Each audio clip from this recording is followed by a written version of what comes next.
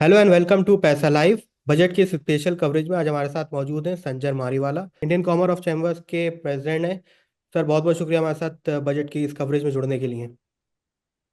Thank you ji. It's my pleasure to be here. Sir, आज हमने देखा बजट आया और इनकम टैक्स को लेकर काफ़ी ऐलान किए गए। इंडस्ट्री को इस पर कितना असर पड़ेगा, और कंजम्पशन की जो बात की जा रही है, कंजम्पशन ओरिएंटेड बजट की, इससे इंडस्ट्री को कितना बड़ा फायदा होने वाला है अगले कुछ सालों में। आप देखिए, ये जो आईटी का जो एडजस्टमेंट किया है फाइनेंस मिनिस्टर ने, कि नीचे सारे ब्लॉक में थोड़े रिलीज कर दिया है पैसा। उसकी वजह से क्या होगा? लोगों के हाथ में पैसा आएगा, थोड़ा सरप्लस आएगा जी पहले से। और उनका जो इन्फ्लेशन की वजह से जो स्पेंडिंग कम हो गया था, वो हमें दिख रहा था। इसीलिए आपने देखा 2 साल से हमारे जीडीपी थोड़ी कम हो रही है और थोड़ा स्लो डाउन हो गया था। उसमें बेसिकली इशू ये था कि कंजम्पशन कम हो रहा है। कंजम्पशन कम हो रहा है क्योंकि लोगों के हाथ में पैसा कम है और उनका खर्चा ज़्यादा हो रहा था, फूड फूड इन्फ्लेशन की वजह से, एनर्जी इन्फ्लेशन की वजह से। आपने देखा तो ऑयल का भाव भी बढ़ गए हैं, और ऑयल का भाव बढ़ने से पेट्रोल का डीजल का भाव बढ़ गए थे। तो वो सब उसका डायरेक्ट इम्पैक्ट आता है हमारे गुड्स पे, ट्रांसपोर्टेशन पे, मूवमेंट्स पे, और अपनी व्हीकल्स चलाने पे। तो वो सब सोच समझ के लोग खर्चा करते हैं। थोड़ा सा सेविंग्स भी करते हैं लोगों ने सेविंग्स बंद नहीं किया है, वो अपने दिख रहा है हमारी स्टॉक मार्केट में, लेकिन लोगों ने खर्चा बंद कर दिया है, वो हमारे दिख रहा है, वो हमारे कंजम्पशन में। उसके उससे फर्क पड़ेगा, अगर उसमें फर्क पड़ा तो कंजम्पशन बढ़ेगा, और कंजम्पशन बढ़ेगा तभी तभी तभी ना कंपनीज को फायदा होगा। कंपनीज को फायदा होगा तो वो लोग इन्वेस्ट करेंगे फिर से, और एडिशनल कैपेसिटी बनाएंगे। एडिशनल कैपेसिटी बनाएंगे, उसमें फैक्ट्रीज लगाएंगे, उसमें यूनिट्स लगाएंगे, उसमें लोगों को एम्प्लॉयमेंट मिलेगा, उनमें दूसरी सैलरी होगी, उनका भी खर्चा खर्चा कंजम्पशन आएगा। तो that is how the GDP multiplies, and that is what we need. इसकी ज़रूरत है, इसीलिए आई थिंक ये बहुत अच्छा मूव जो मूवमेंट किया है, फाइनेंस मिनिस्टर ने बहुत अच्छा मूवमेंट किया है। सर, एक और चीज़ थी, बजट में इन्वेस्टमेंट इंडेक्स की इस बार बात की गई। विद इन इंडियन स्टेट्स में इन्वेस्टमेंट इंडेक्स बनाई जाएगी, जिससे हाँ इन्वेस्टमेंट जी। करने वाली कंपनीज को काफ़ी आसानी हो। इस पर आपकी क्या राय है, और कितनी डिस्पैरिटी है विद इन इंडिया में? क्योंकि साउथर्न स्टेट्स की हमने बहुत ग्लोरी देखी, वो इलेक्ट्रॉनिक्स मैन्युफैक्चरिंग हो या कोई और सेक्टर हो, लेकिन नॉर्थ इंडियन स्टेट उस तरीके से तरक्की नहीं कर पाए 70s 80s के बाद।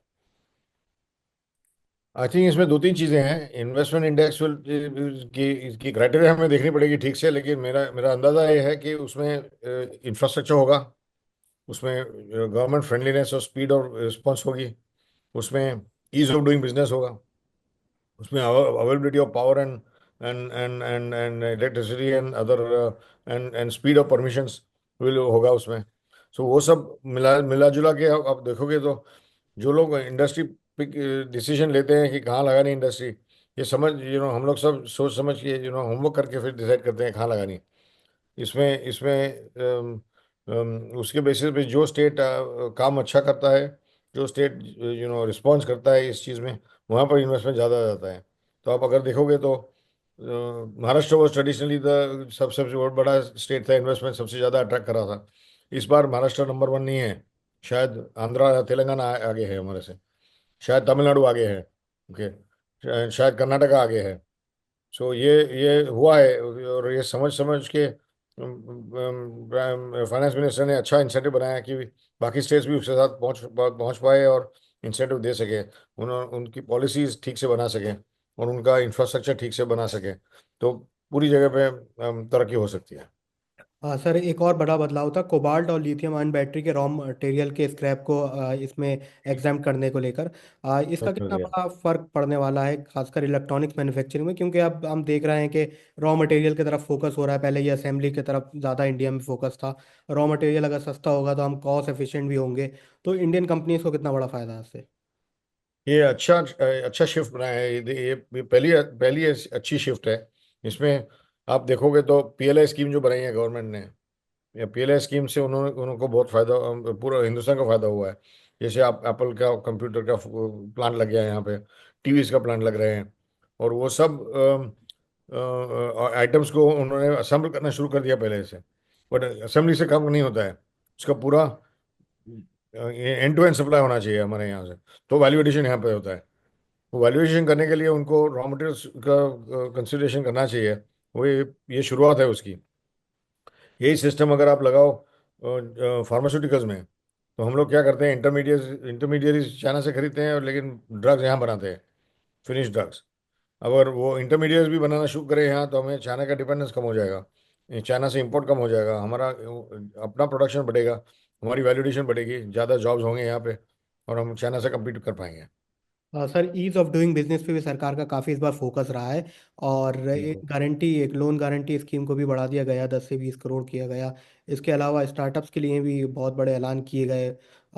इससे पहले के बजट में भी मुद्रा लोन को लिमिट को बढ़ाया गया था। ऐसे में कितना अच्छा ईज ऑफ डूइंग का माहौल इंडिया में बनने वाला है आगे आने वाले सालों में।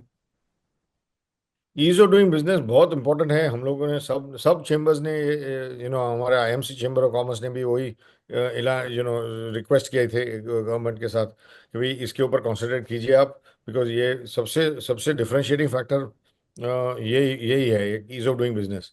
अगर थोड़ा खर्चा भी थोड़ा ज़्यादा हुए तो हमें फर्क नहीं पड़ता है, एज लॉन्ग एज काम हो जाए, ये इंपॉर्टेंट है। ये सोच के आपको ऐसा सिस्टम बनाना चाहिए कि जो काम फटफट हो जाए।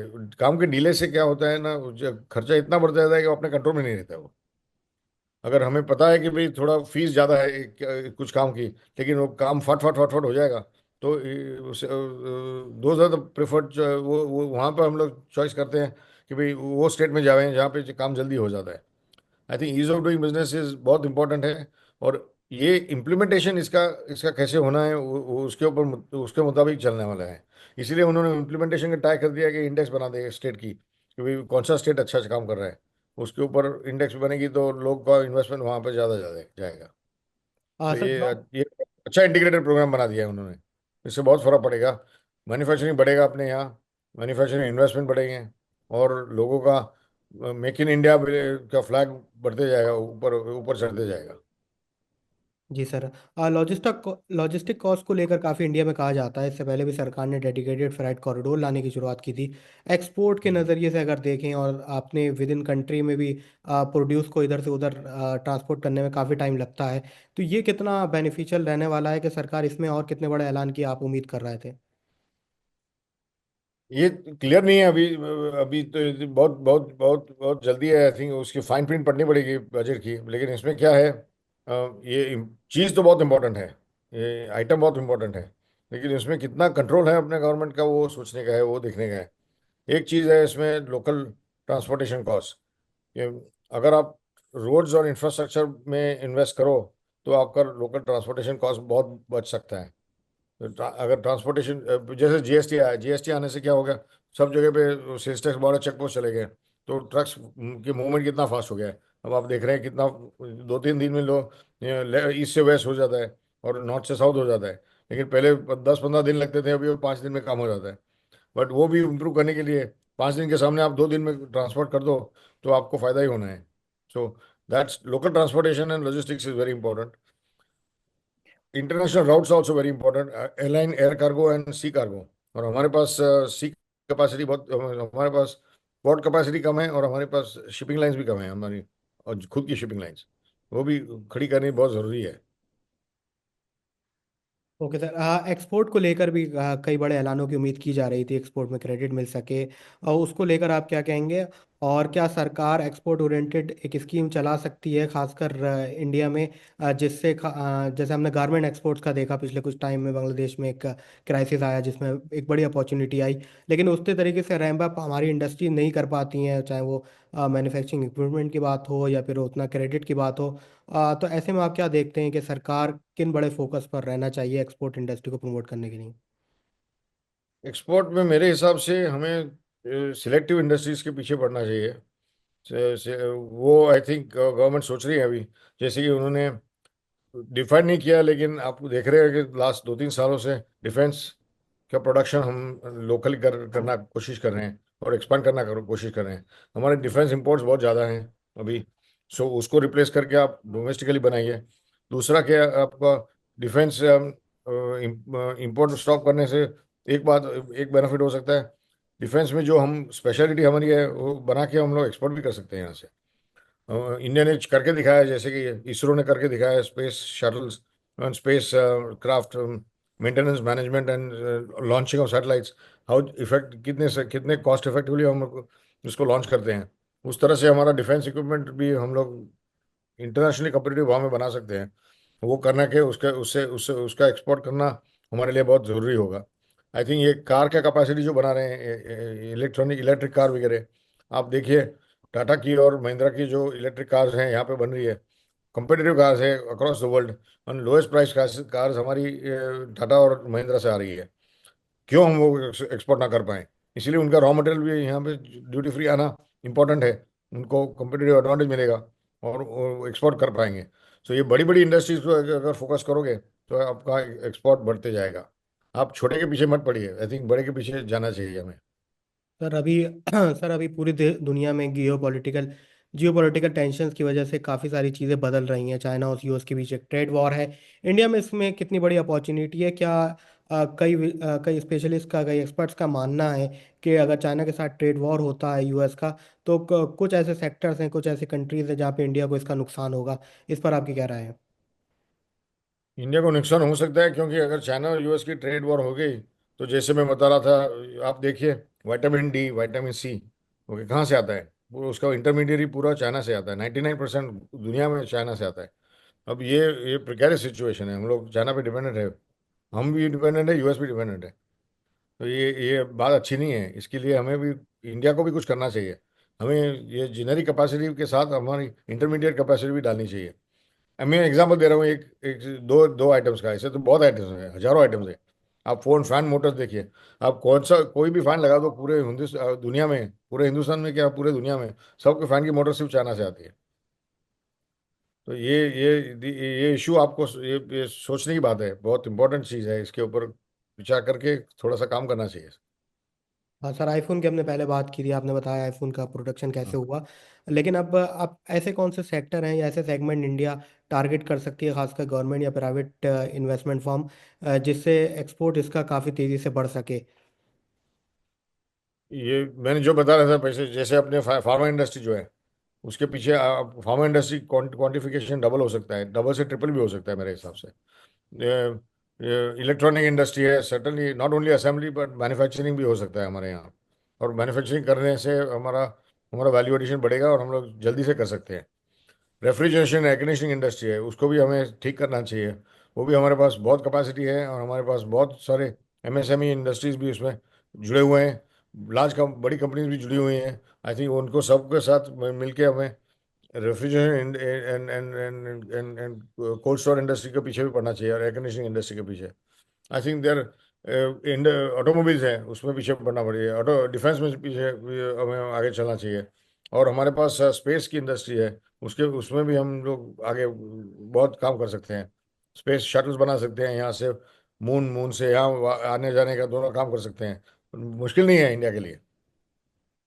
और ओके सर, जैसे कि हमने देखा जॉब क्राइसिस पिछले काफ़ी टाइम से गहरा रहा है, तो ऐसे में लेबर इंटेंसिव मार्केट्स या लेबर इंटेंसिव इंडस्ट्रीज हैं इंडिया में, उसको लेकर सरकार का टारगेट कितना बड़ा होना चाहिए? कि लेदर मैन्युफैक्चरिंग है, गारमेंट्स है, इन पे सरकार का फोकस ज़्यादा होना चाहिए जिससे जॉब क्रिएशन बढ़ सके? इस पर आपकी राय क्या है?